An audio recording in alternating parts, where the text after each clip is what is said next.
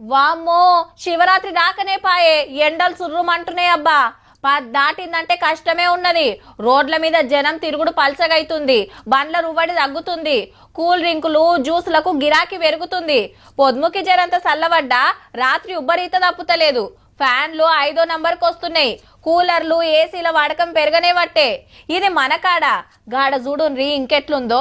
బండ్లు కడగొద్దు, మంచినీళ్లు షెట్లకు పోయొద్దు, బిల్డింగ్లు కట్టే కాడ అడ్డగోలుగా నీళ్లు వార పోయొద్దు, వాటర్ ఫౌంటైన్లు వాడొద్దు, షవర్ బాతులు బంద్ పెట్టాలే, బకెట్ నీళ్లతోటే స్నానం చెయ్యాలే.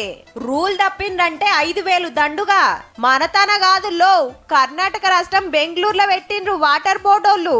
ఎండలు ముద్రక ముందే నీళ్ల కష్టాలు చాలైనాయి. చెరువులు ఎండిపోతున్నాయి, భూమిలా నీళ్లు తగ్గుతున్నాయి.